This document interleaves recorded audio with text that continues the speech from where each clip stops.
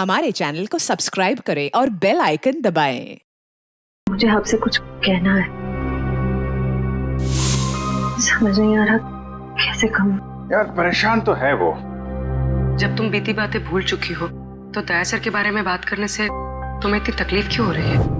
मैंने तुम दोनों को ये बताने के लिए बुलाया है कि मेरे और सिद्धार्थ की सगाई की डेट फिक्स हो गई है। तुम ये शादी किसी दबाव में तो नहीं कर रही हो ना? क्या डेट फिक्स हुई है एंगेजमेंट की? 28 सितंबर। श्रेया ने जो फैसला लिया है उसके पीछे कोई तो वजह है। तो क्या वजह हो सकती है?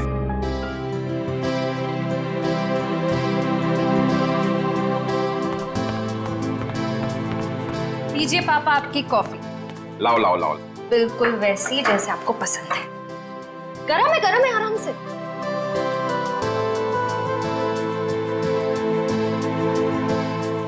वाओ, मेरी बेटी जैसी कॉफी इस दुनिया में कोई नहीं बना सकता। वो तो है, लेकिन एक जमाने में मैं भी बहुत टेस्टी कॉफी बनाया करती थी। तुम हो ही इतनी टेस्टी। हाँ? मेरा मतलब है तुम आज भी उतनी टेस्टी कॉफी बनाती हो। आप भी ना बेटी के सामने कुछ भी बोल रहे हो। क्यों, क्या हुआ? श्रेया बेटा, तुम्हें कोई प्रॉब्लम है? नहीं पापा, मुझे कोई प्रॉब्लम नहीं है। ये देखो। ना आप खाइए, मैं देखती हूँ।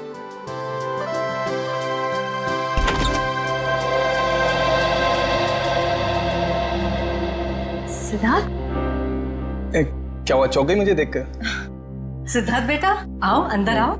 बैठो, मैं तुम्हारे लिए अरे कॉफी। नहीं श्रेया, मैं थोड़ा जल्दी में हूँ। मैं ये एंगेजमेंट कार्ड दिखाने आया था।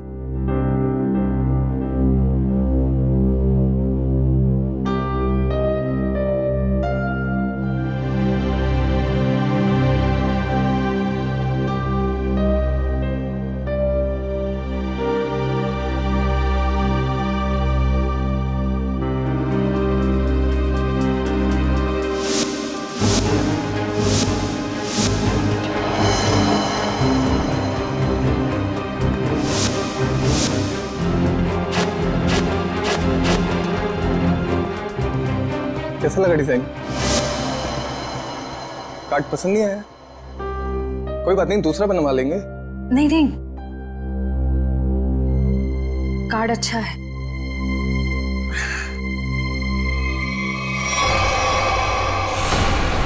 चल चल चल चल चल चल चल चल, हम लोग इस बंगले छुप जाते हैं। अरे उधर सभी नहीं, यहाँ पर।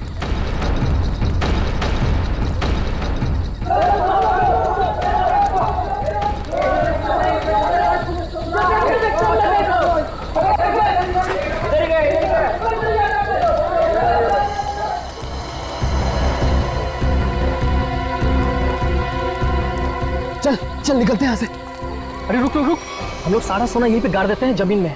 अबे तेरा दिमाग खराब हो गया है? मोहल्ले के लोगों ने हमारा चेहरा देख लिया है और अगर कल हम यहाँ दोबारा आए तो यहाँ पकड़े जाएंगे, खतरे में पड़ जाएंगे। हम लोग सोना लेकर बाहर नहीं जा सकते हैं, सारे लोग घूम रहे हैं। और तू खतरों से कब से डरने लगा? अरे खतरों से नहीं, तेरी बेवकूफियों से डर रहा हूँ। देखना एक दिन तेरी सारी बेवकूफियां हमें ले डूबेंगी, समझा? तू बेवकूफ किसे बोला? हाँ, सारा प्लान मैंने बनाया है। सारा प्लान तूने बनाया, इसका मतलब ये नहीं कि जेल भेजने का प्लान भी तू बनाएगा, समझो? जरूरी नहीं है मैं तेरा सारा बात मानूं, समझा? सोना यहीं गाड़ेंगे, यहीं। अच्छा, गाड़ के दिखा। अच्छा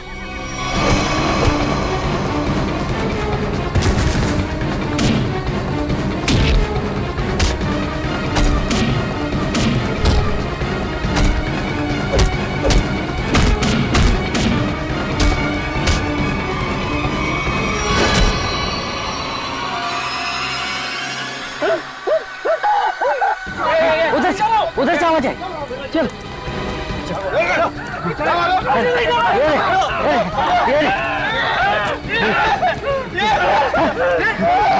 अरे ये तो कंकाल है।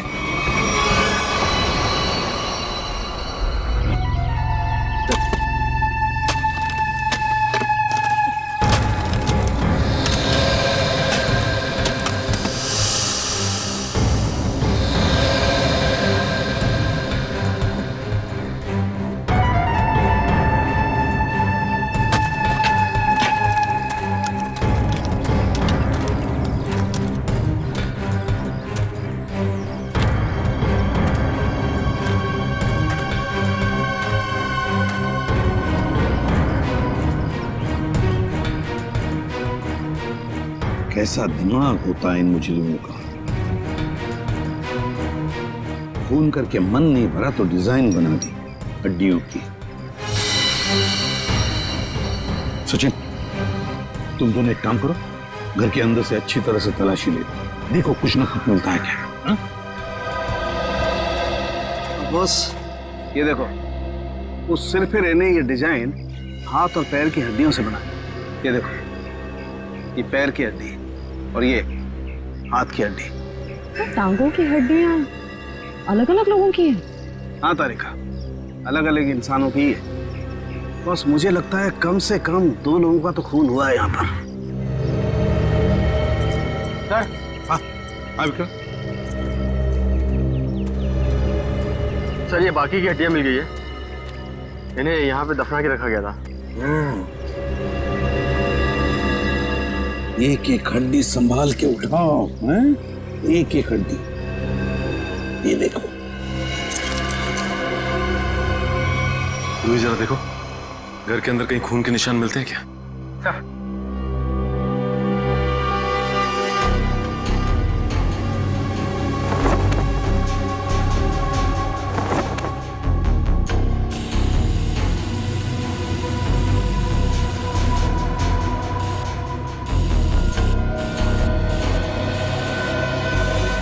जी सर, गांव वालों का कहना है कि 1984 में इस घर के मालिक अपने पूरे परिवार के साथ ऑस्ट्रेलिया चले गए थे छुट्टी मनाने के लिए। कुछ दिनों बाद उनकी मौत की खबर आई वहां से। पूरी फैमिली समुंदर में डूब गई। अच्छा एक बात बताइए, ये इनकी मौत के बाद कोई घर का ख्याल वाल रखने नहीं आया था? नहीं सर, दोस्तों और रिश्तेदारों को लगता था कि इस घर में कुछ आत्माएं। आत्मा? अच्छा, आप लोगों ने यहाँ पे आत्मा देखी है क्या? जी सर, कुछ परछाइयाँ दिखती रहती हैं अक्सर। हाँ, और कुछ ऐसी भयानक सी आवाजें भी आती है सर। हाँ? कैसी भयानक सी आवाजें? सर, कभी किसी के चीखने की आवाज, कभी किसी के रोने की आवाज आती है।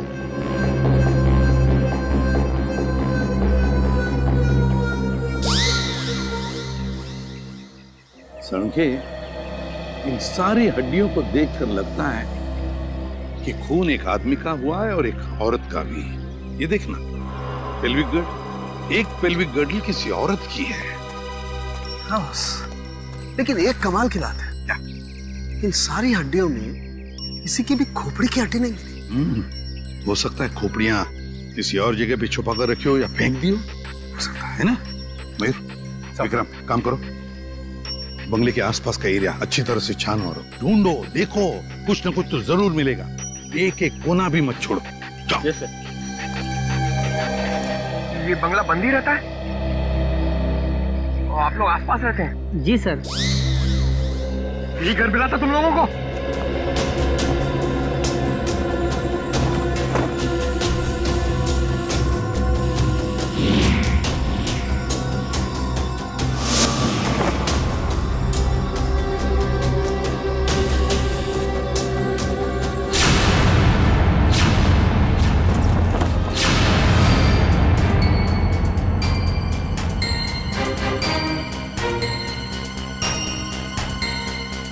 सूखा हुआ खून। सर ये टेप रिकॉर्डर और ये प्रोजेक्टर मिला है। टेप रिकॉर्डर और प्रोजेक्टर और ये सूखा हुआ खून, इसका मतलब कोई ना कोई बहुत गहरा राज छिपा है इस बंगले के अंदर। सर खोपड़ी तो कोई नहीं मिली, मगर ये कार की चाबी मिली।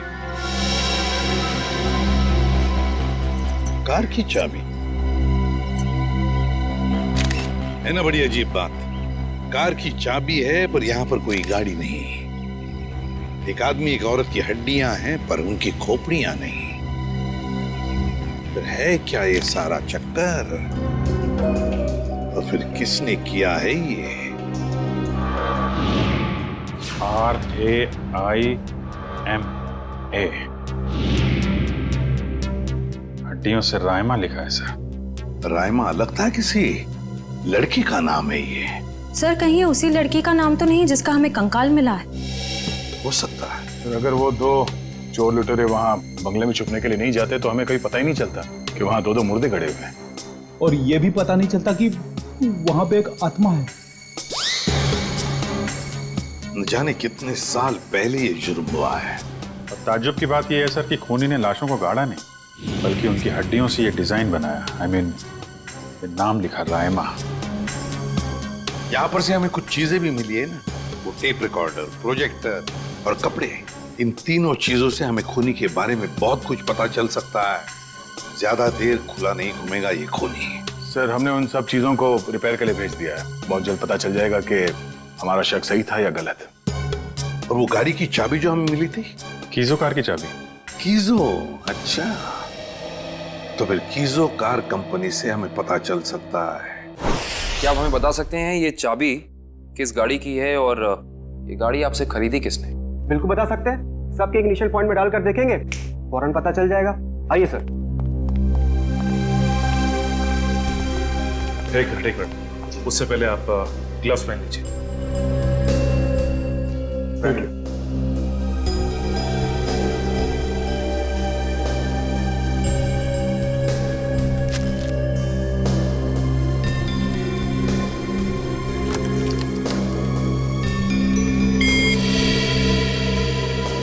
नहीं सर।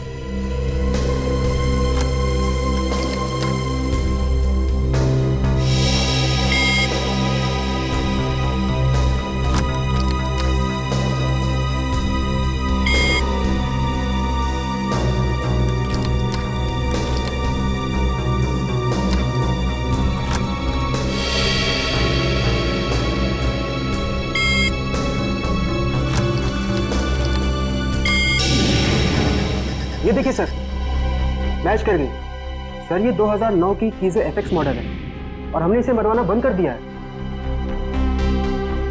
कीजो FX 2009 model. आपके किसी कस्टमर ने कोई रिक्वेस्ट की थी ऐसी चाबी की डुप्लीकेट चाबी बनवाने की? पता करने में तो बहुत वक्त लग जाएगा। तो ठीक है, आप पता कीजिए। तब तक हम ये पता करते हैं कि 2009 के कीजो एफएक्स मॉडल की कितनी गाड़ियां चोरी हुई थी। मिलिंद जी। जी सर। कुछ हो रहा है कि नहीं? सर मैं कोशिश तो कर रहा हूं सर।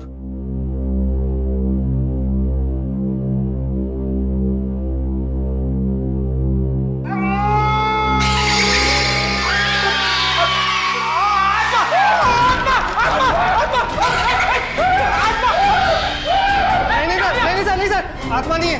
ये तो गलती से फेडर खुल गया था। हाँ, ये वही रिकॉर्डर है जो आप लोग लेके आए थे। उसी में से आवाज आ रही थी। सर, ये आत्माओं ने शॉर्टकट मारना शुरू कर दिया है। ये अपनी आवाज यूज नहीं करती हैं, इस टेप रिकॉर्डर में आवाज डाल के यूज करती हैं। पंकज, ऐसा भी हो सकता है कि वहां पे कोई आत्मा हो ही ना, कोई इंसान ही ये सब खेल खेल रहा हो। मिलिंद जी। जी सर। आपको इस प्रोजेक्टर से क्या फुटेज मिला? हाँ सर, एक मिनट। हेलो रचना, तुम नीचे खड़ी हो? ओके, तुम वहीं रुको, मैं आता हूं। सर सॉरी सर, मुझे किसी काम की वजह से नीचे जाना पड़ रहा है। आप लोग ये रिमोट लीजिए ना, आप लोग फुटेज देखिए। पर सर जरा ध्यान से। ध्यान से क्यों? क्योंकि सर ये फुटेज कमजोर दिल वालों के लिए नहीं है।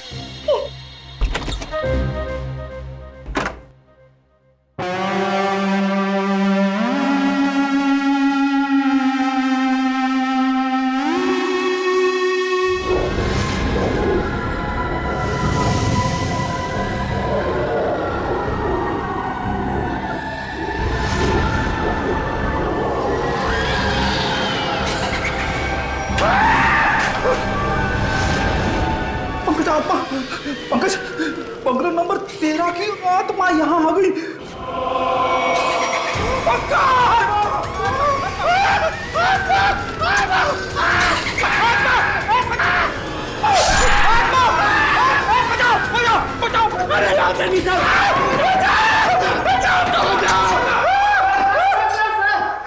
मैंने तो पहले कहा था सर, ये फुटेज कमजोर दिल वालों के लिए नहीं है।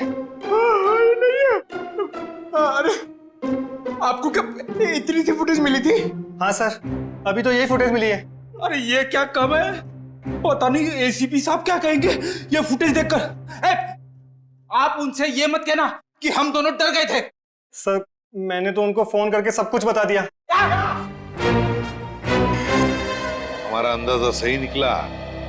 ये खूनी इस प्रोजेक्टर के जरिए किसी को डरा रहा था, आत्मा बनकर। सर हो सकता है कि इस फुटेज का उन मुर्दों के साथ कोई लेना देना ही ना हो।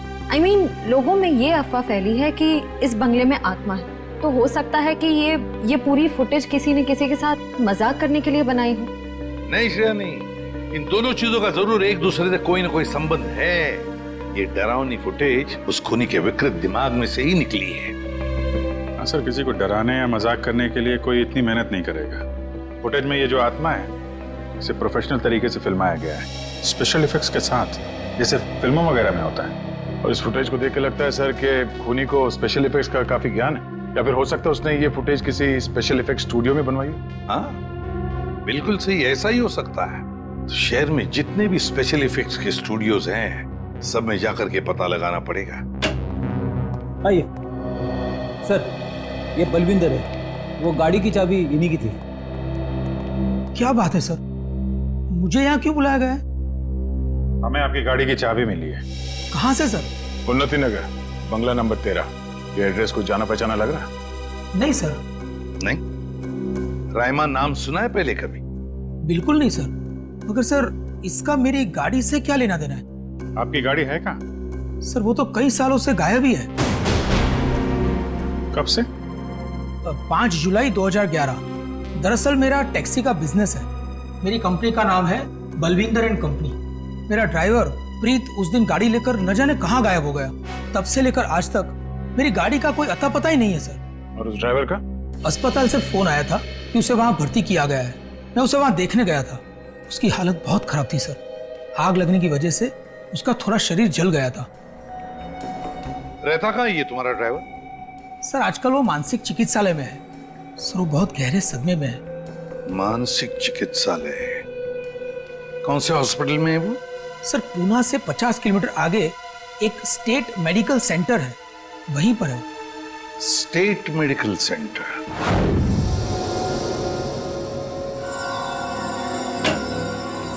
हाँ तारिका जी, कुछ बात बनी? सर चेक कर रहे हैं ना, कुछ ना कुछ तो पता चल ही जाएगा। भाई साहब, मैं दिखाई नहीं दिया आपको? दिखाई?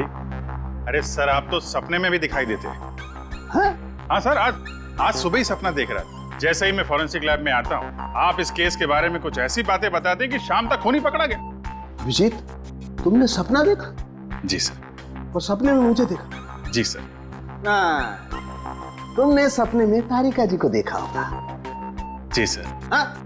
नहीं सॉरी सर, क्या कह रहे हैं सर आप भी? तो बताइए डॉक्टर साहब, इन कंकालों ने अपनी आप बीती बताई? हाँ, थोड़ी बहुत बातें पता चली है। सबसे खास बात ये है कि ये कंकाल वक्त के साथ कंकाल नहीं बने। खूनी ने इन्हें मारने के बाद तुरंत इन्हें कंकालों में बदल दिया है। मतलब खूनी ने इनकी खाल को एसिड से जला दिया है। माय गॉड, इतनी बेरहमी से मौत हुई इनकी।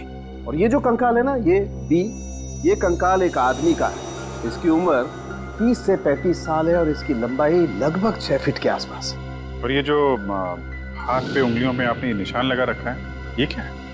हाँ, दरअसल इसकी उंगलियों में, इसकी कलाई पे मुझे बहुत कुछ टूट फूट दिखाई दी। मतलब ये आदमी अपने हाथों का बहुत ज्यादा इस्तेमाल करता है। शायद ये किसी ऐसे प्रोफेशन में होगा जहाँ हाथों का काफी इस्तेमाल होता है, या तो कोई मजदूर या फिर कोई आर्टिस्ट। और ये दूसरा कंकाल लड़की का, उसे क्या पता चला? दया, इस लड़की की उम्र लगभग 30 साल।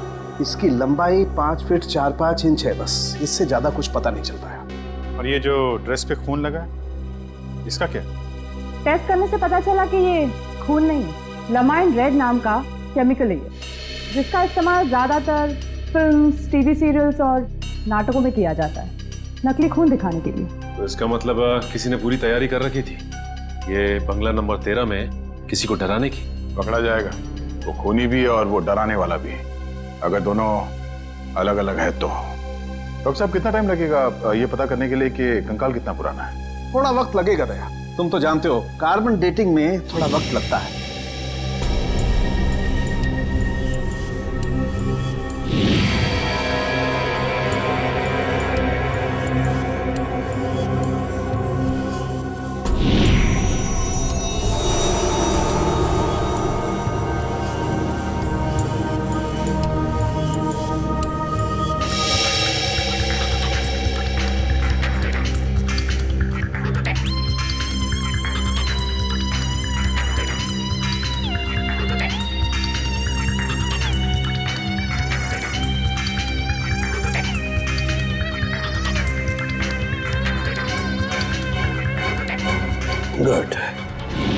गणित शुरू हो गई है। अब पता लग जाएगा दरअसल इन लोगों की मौत कब हुई थी। सर मुझे लगता है इन दोनों को एक साथ ही मारा होगा।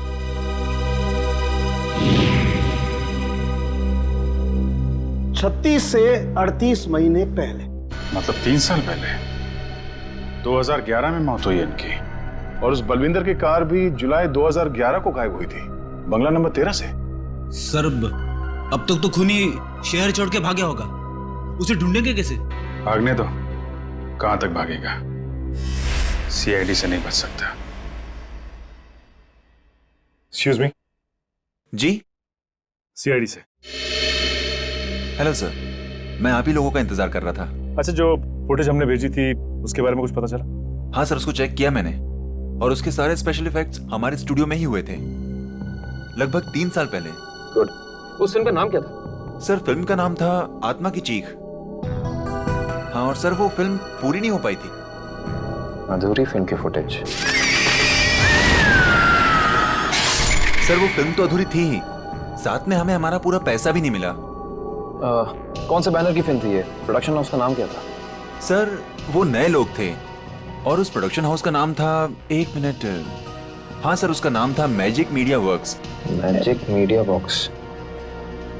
अब तो यही लोग बताएंगे कि इस आत्मा की चीख को लोग सुन के नहीं पाए। ब्रिक की हालत में पिछले 3 सालों में बिल्कुल सुधार नहीं हुआ। उस वक्त किसी लड़की की आत्मा के बारे में बात करता था और आज भी करता है। सर लड़की की आत्मा? अच्छा, पिछले 3 साल में जितने भी लोग प्रीत से मिलने आए थे उनकी लिस्ट चाहिए हमें। हाँ, हैरानी की बात यही है सर, पिछले 3 सालों में इससे कोई भी मिलने नहीं आया सिवाय मिस्टर बलविंदर के, जो इनके इलाज का खर्चा उठा रहे हैं। बलविंदर? जी सर। ओके।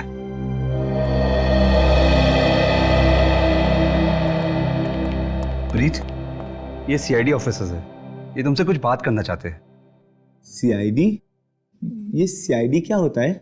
सीआईडी का मतलब है दोस्त। और प्रीत, दोस्त किसे कहते हैं? जो अपना सुख दुख दूसरे दोस्त के साथ बांटता है ना? और हम सब तुम्हारे दोस्त हैं, तो अब तुम हमसे तुम्हारे सुख दुख बांटोगे ना? ठीक है दोस्त। देखो प्रीत, अब मैं तुमसे कुछ कहूंगा, कुछ पूछूंगा, इन सब चीजों का बड़े शांत दिमाग से मुझे जवाब देना।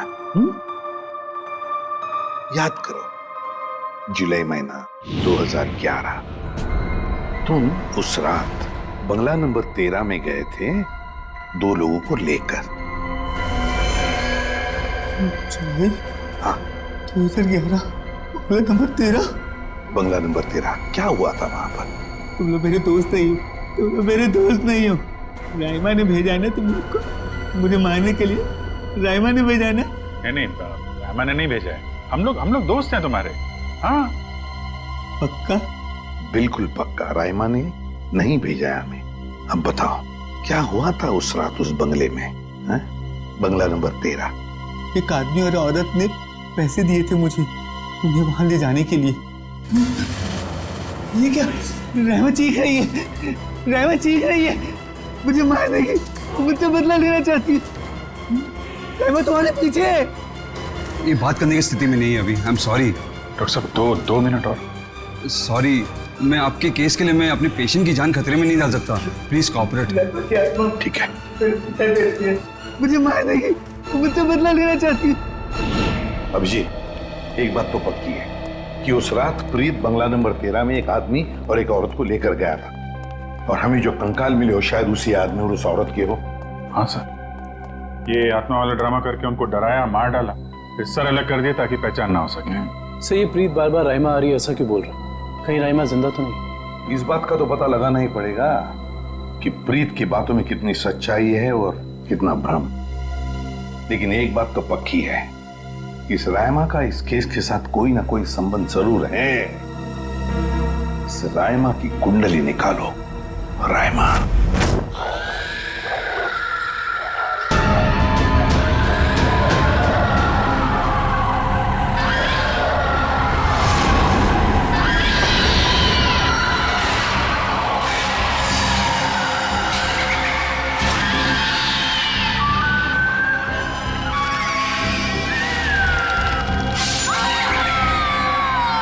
ये फुटेज आपको जिस बंगले से मिली वहाँ खून हुआ है?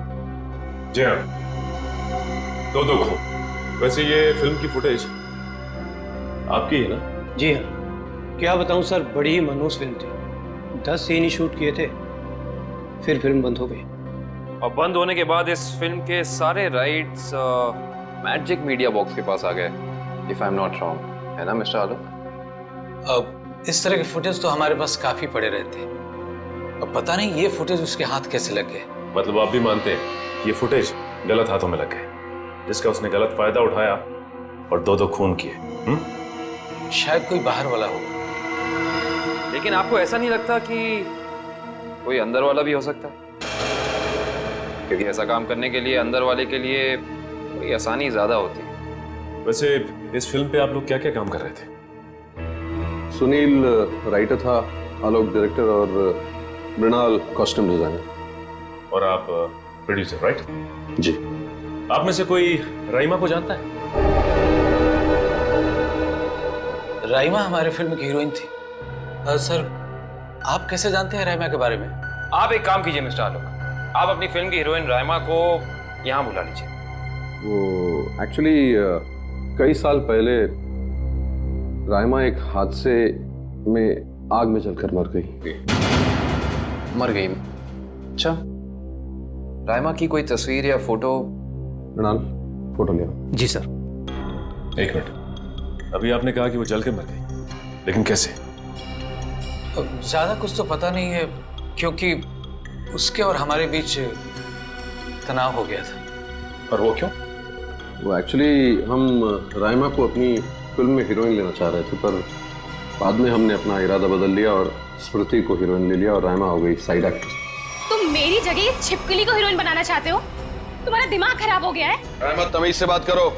मैंने तुमसे कहा ना, अगली फिल्म में तुम्हें हीरोइन बनाऊंगा। इस फिल्म के किरदार के लिए तुमसे बेहतर स्मृति। अच्छा, तो ये बात पहले क्यों नहीं सोची जब मुझे फाइनल किया था? ये फिल्म इंडस्ट्री है राइमा, यहाँ किसकी किस्मत कब यू टर्न मार जाए कोई नहीं कह सकता। ये फिल्म मेरी किस्मत में थी, मुझे मिल गई। इंतजार करो, सिर्फ इंतजार। एक दिन तुम्हारी जिंदगी ऐसी दिशा में चली जाएगी जिसका अंत गहरी खाई में होगा, समझे तुम? क्या तुम मुझे धमकी दे रही हो? धमकी ही समझ लेना। राइमा रुको, राइमा। सूरज गया था राइमा को मनाने के लिए, लेकिन कोई फायदा नहीं। एक हफ्ते बाद खबर आई कि एमजे स्टूडियो में आग लगी है और राइमा की मौत हो गई। मुझे अफसोस है, अगर राइमा हमारी फिल्म की हीरोइन होती तो शायद ये दुर्घटना ना होती और आज वो जिंदा होती। आलोक जी, आप एक काम कीजिए, आप अपनी फिल्म की नई हीरोइन स्मृति, उनको यहाँ बुलाइए जरा। मैंने उसे कॉल किया था, उसका फोन लगा नहीं, और आर्ट डायरेक्टर विराज का भी वो फोन डेट बता रहा था। विराज और स्मृति से मिलना पड़ेगा। सर, ये रहे फोटो। ये है राइमा। राइमा ने स्मृति को धमकी दी, उसके बाद राइमा खुद मारी गई। तो फिर ये खून कर कौन रहा है? इसका जवाब तो अब विराज और स्मृति से मिलकर ही पता चलेगा। मैंने पता किया, ये विराज और स्मृति इस ब्लू रोज प्रोडक्शन हाउस में काम कर चुके हैं। गुड निकल, इससे पूछते हैं। अरे सुनिए भाई साहब जी, ये विराज शंकर है, आर्ट डायरेक्टर है, काफी टीवी में और फिल्मों में सेट लगाए हैं इन्होंने। इन्हें पहचानते हैं आप? नहीं सर, मुझे नहीं मालूम। जी, आगे पूछते हैं। एक्सक्यूज मी, हम लोग सीआईडी से। जी। आप विराज शंकर को जानते हैं? विराज शंकर? हाँ सर, मैं जानता हूँ। वो बेचारे बहुत कर्जे में थे, पर फिर पता नहीं क्या हुआ उनका। उनका कोई एड्रेस, कोई पता? सर, इस बारे में कुछ ज्यादा तो पता नहीं है, लेकिन उनका ऑफिस कहीं अंधेरी में है। अच्छा, ये फोटो को ध्यान से देखिए। स्मृति ये फिल्मों में काम करती है, पहचानते हैं आप इन्हें? जी हाँ, इनकी बंद फिल्म के बाद इनको कोई प्रोड्यूसर फिर से रिलॉन्च करना चाहते थे, लेकिन सर ये पता नहीं क्यों बदकिस्मती से ये 2011 में अमेरिका चली गई और उसके बाद फिर लौट के आए हैं। ये स्मृति का कोई अता पता जहाँ हम उनसे मिल सकते हैं? हमें तो नहीं पता, पर उस एजेंसी पर उसका पुराना एड्रेस होगा जहाँ पर उन्होंने चमकार वॉशिंग पाउडर का विज्ञापन किया था। ठीक, थैंक यू। यार एजेंसी से स्मृति के घर का पता निकलवाते हैं।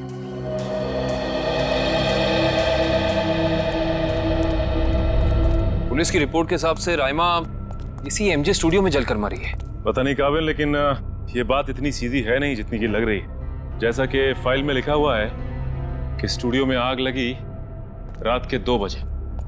ये राइमा स्टूडियो में 2 बजे करने क्या आई होती, जबकि यहाँ शूटिंग भी नहीं चल रही थी। सही कह रहे हो सचिन, लेकिन एक बात है जो मेरे दिमाग से निकल नहीं रही है, वो ये कि यहाँ रात 2 बजे आग लगी तो सुबह 5 बजे तक किसी को पता क्यों नहीं चला?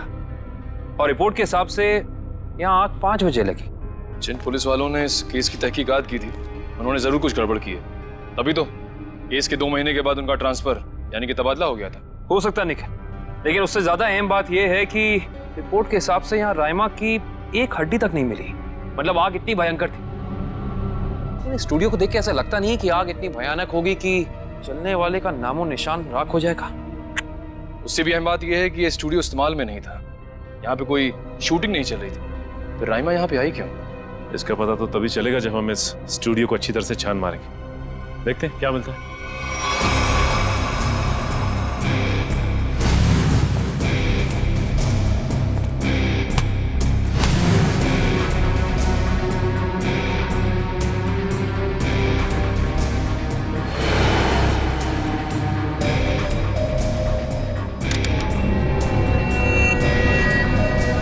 ये देखो, जली हुई गन।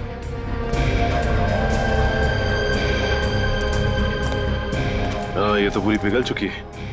पुलिस वालों ने लगता है अपना काम ठीक से किया नहीं, देखा नहीं से पहले। ये भी हो सकता है कि राइमा ये गन किसी को मारने के मकसद से लाई हो, या फिर हो सकता है कि कोई राइमा को मारने के लिए लाया हो। ये भी पॉसिबिलिटी है। जरूर कुछ है यहाँ, देखते हैं और क्या मिलता है।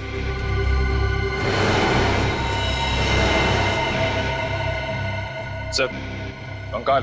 1 मिनट, देखिए जरा संभाल संभाल। करण, शीट ला।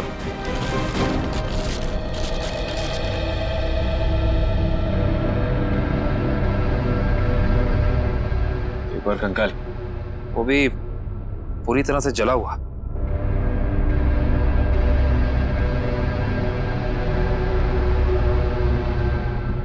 बॉस, इसकी पेल्विक गर्डल से पता लगता है कि ये कंकाल किसी लड़की का है। सर, कहीं ये कंकाल राइमा का तो नहीं है?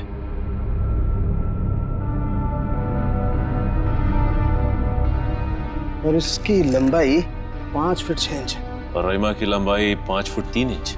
इससे साफ पता चलता है कि ये कंकाल राइमा का नहीं बल्कि किसी और का है। केस सुलझने की बजाय और उलझता चला जा रहा है। एक बात और, हम लोगों को यहाँ जली हुई गन जरूर मिली है, लेकिन इस लड़की की मौत गोली लगने की वजह से नहीं, इस लड़की की मौत जलने की वजह से ही हुई। देखो, ढूंढो और कुछ मिलता है क्या।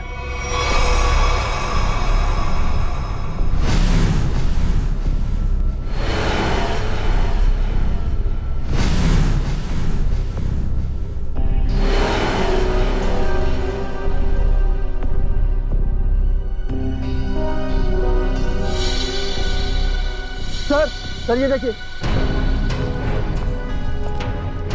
सर, बाल बाल।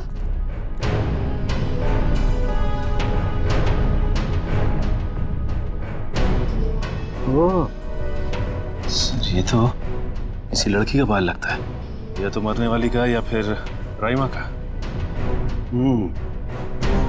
ये किसका बाल है ये तो डीएनए के बाद ही पता चलेगा।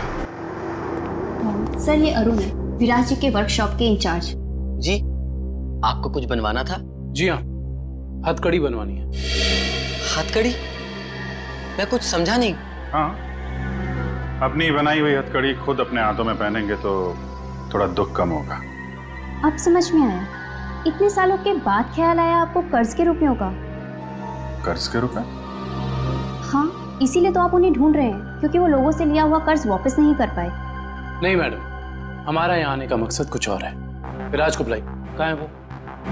ये तो कोई भी नहीं जानता। कर्जदारों से परेशान होकर आज से 3 साल पहले जुलाई 2011 में ना जाने कहाँ गायब हो गए। जुलाई 2011? सर, 5 जुलाई 2011। सर, मुझे लगता है कि इस विराज के भागने की वजह कर्जा नहीं कुछ और है, जिसका कुछ ना कुछ संबंध उन कंकालों के साथ जरूर है। मुझे तो लगता है उनमें से एक कंकाल विराज का है। याद है सारुण के साहब ने कहा था, आदमी वाला कंकाल किसी मजदूर या आर्टिस्ट का है जिसने जिंदगी भर अपने हाथों से बहुत काम लिया है। और हो सकता है सर शायद वो दूसरा कंकाल स्मृति का हो। ये विराज के परिवार वाले कहाँ रहते हैं? सर जहां तक मुझे पता है उनके परिवार में कोई और है ही नहीं। विराज अकेले ही थे? जी सर। चीज मिल जाती डीएनए सैंपल के लिए तो कंकाल वाला राज खुल जाता। ये सारी पेंटिंग उन्हीं की है ना? जी सर। देखो जरा।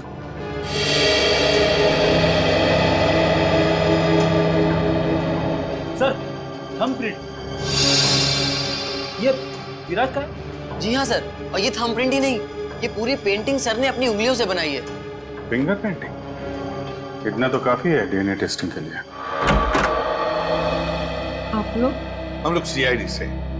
अच्छा अच्छा, आइए आइए, आप ही ने फोन किया था ना? जी हाँ। दरअसल बात यह है कि हम स्मृति के बारे में आपसे कुछ पूछताछ करना चाहते हैं। पूछिए ना, क्या पूछना चाहते हैं आप? क्या आप बता सकती हैं कि स्मृति का आपके अलावा इस दुनिया में और कोई भी नहीं है? नहीं, उसके माँ बाप बचपन में ही गुजर गए। अब बची है तो ये बूढ़ी दादी, बहुत ही प्यार से पाला है मैंने तो उसे। ये स्मृति अचानक अपना फिल्मी करियर छोड़कर अमेरिका क्यों चली गई? वो कभी किसी को कुछ नहीं बताती थी, हमेशा अपना मन का करती थी। उस दिन भी उसके मैनेजर का फोन आया, कह रहा था कि मैडम किसी विज्ञापन की शूटिंग के लिए अमेरिका जा रही है।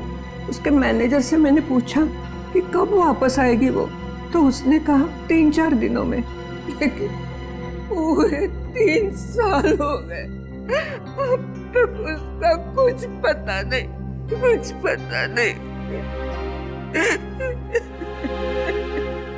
कब की बात है ये, कुछ याद है आपको? कैसे भूल सकती हूँ, 5 जुलाई 2011। सर वो कंकाल भी 3 साल पुराना है सर, कहीं वो। सर कम से कम इतना तो पता कर लो, मेरी बच्ची के साथ हुआ क्या? कहीं वो इस दुनिया में है भी या नहीं? जब तक इस राज का बोझ मेरे दिल पर रहेगा, मैं इतना चैन से जी पाऊंगी, न मर पाऊंगी। देखिए, मैं आपसे वादा करता हूं कि सच क्या है इसका हम पता लगा लेंगे। प्लीज आप अपना ख्याल रखिए, ठीक है?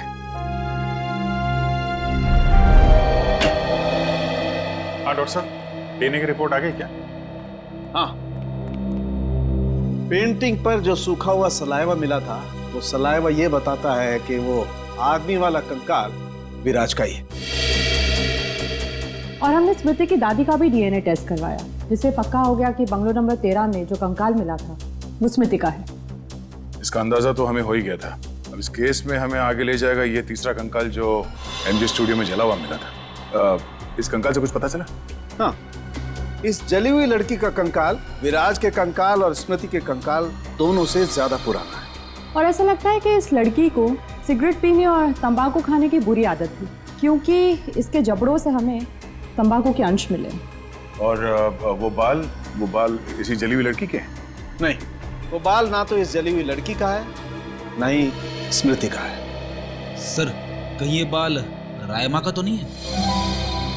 सर इस केस की सुई घूम फिर के रायमा पर आकर अटक गई। पता लगाना पड़ेगा रायमा के साथ आखिर हुआ क्या था।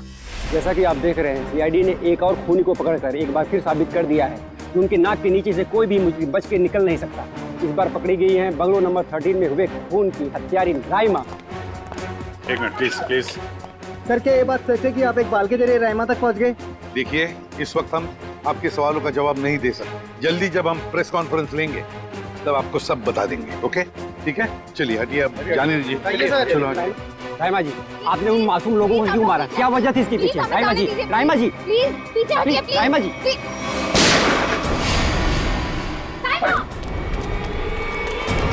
पकड़ो उसे। अब खूनी पकड़ेगा इसे।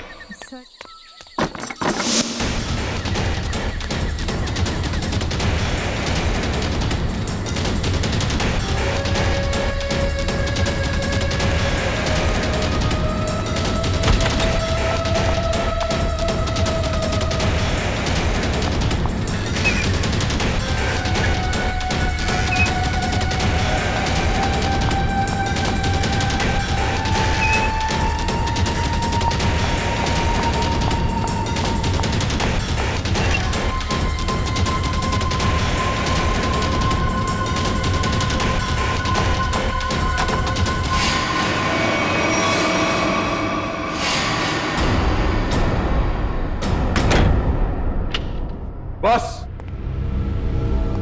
बहुत हो गया, अब कुछ नहीं हो सकता।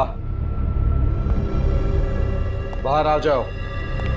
ये कहानी इसी घर से शुरू हुई थी और खत्म भी इसी घर में होगी, आज ही।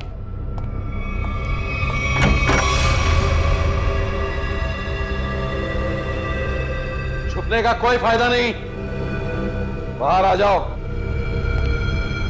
सुना तुमने?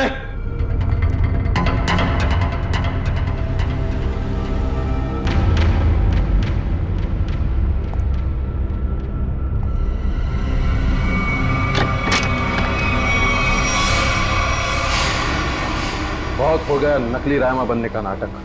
पर come on move.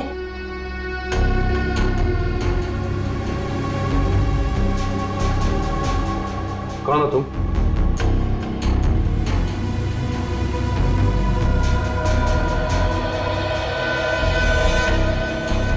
CID officer पूर्वी। सीआईडी?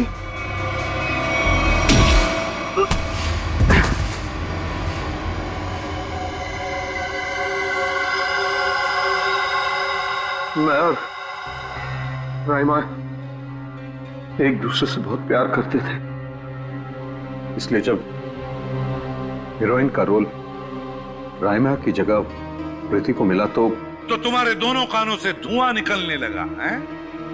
हाँ, हम स्मृति को सबक सिखाना चाहते थे, इसलिए हमने उसके अतीत के बारे में रिसर्च शुरू की। राइमा को पता चला कि एक्ट्रेस बनने से पहले स्मृति ड्रग्स के कारोबार से जुड़ी थी। इसलिए रायमा ने स्मृति को ब्लैकमेल करना शुरू कर दिया। क्यों? स्मृति को लगा कि उसका करियर खत्म होने वाला है, उसके रीलॉन्चिंग के सपने पर पानी फिर जाएगा, इसलिए उसने और उसके बॉयफ्रेंड विराज ने एक किलर को रायमा की सुपारी दी। यह तो अच्छा हुआ कि उस किलर की गोली से रायमा नहीं मरी, बल्कि वो अपराधी खुद उस आग में जलकर मर गई।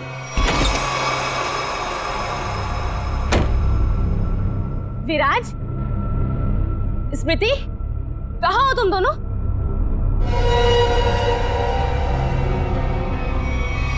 कौन हो तुम? जिया। जिया? कौन जिया? और ये दरवाजा क्यों बंद कर दिया? ताकि तुम्हें अकेले में तोहफा दे सके। हाँ? स्मृति और विराज को ब्लैकमेल करने का तोहफा। हाँ? क्या कर रही हो तुम? सुना है आग से जलकर मरने में बहुत दर्द होता है। आग? छोड़ दो मुझे, प्लीज, गोली मत चलाना। मौत से बचकर कहाँ भाग रही हो? मौत से तो आज तक कोई नहीं बच पाया। छोड़ दो मुझे, प्लीज छोड़ दो मुझे, गोली मत चलाना, प्लीज छोड़ दो मुझे, छोड़ दो मुझे। कोई आखिरी ख्वाहिश?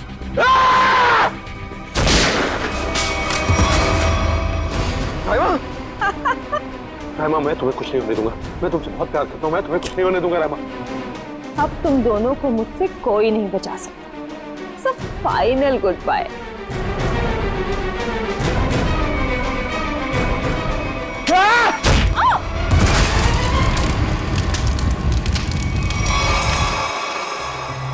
और रहीमा, उसका क्या हुआ? जिंदा लाश बन गई वो। तब मैंने ठान लिया, अब मेरी जिंदगी का सिर्फ एक ही मकसद होगा, स्मृति और विराज की बर्बादी। मैंने उन्हें यकीन दिला दिया कि रायमा जिंदा है, इसलिए वो लोग यहां आए, उस ड्राइवर को लेके जिसने एमजे स्टूडियो में आग लगाई थी। और फिर तुमने उन्हें डराना शुरू कर दिया, उनके दिमाग में यह भ्रम पैदा कर दिया कि यहां पर रायमा की आत्मा अभी भी है, जो उनसे बदला लेना चाहती है। हाँ, और फिर उन्हें मार डाला और उनका सिर काट के अपने साथ ले गए, ताकि अगर कभी उनकी लाश मिलती भी है तो उन्हें कोई पहचान ना सके। बेवकूफ हो तुम, बेवकूफ। अगर कानून की मदद लेते तो उन दोनों को वैसे ही सजा होती, मगर नहीं, तुमने कानून को अपने हाथों में लिया, उन दोनों को बेरहमी से मार डाला। और रायमा, उसका क्या? कभी सोचा तुमने? बेचारी की जिंदगी का फैसला तो अब कानून करेगा, लेकिन तुम्हारा फैसला तो हो ही गया, समझ लो। तुम्हें तो फांसी होगी, फांसी। Good morning. Hi. Good morning. अरे ये क्या लेके आई हो? सर ये आप सबके लिए मिठाई है और मेरी एंगेजमेंट के इनविटेशन कार्ड्स हैं।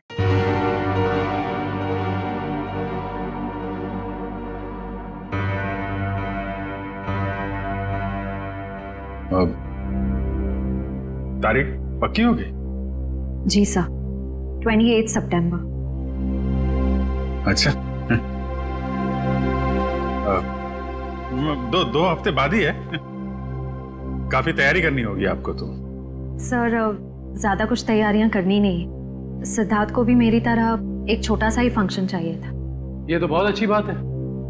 Congratulation Shreya. Thank you sir. चलो मुंह मीठा कराओ। हाँ श्योर।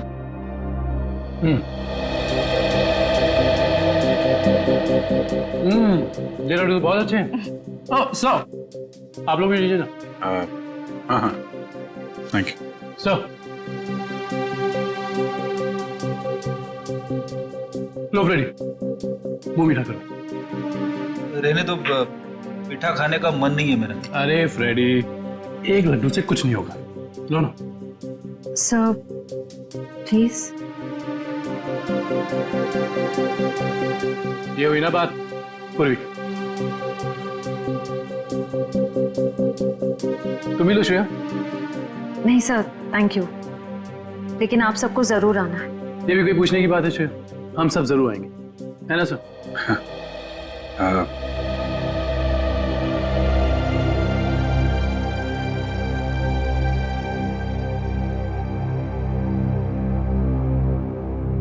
सर आप आएंगे ना?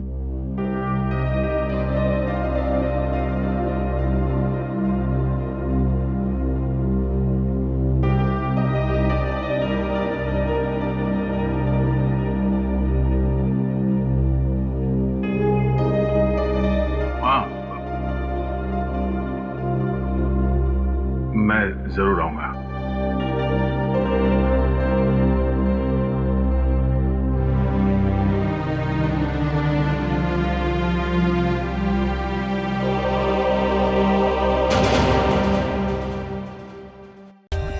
For more updates, subscribe to our channel, click the show links and enjoy watching the videos.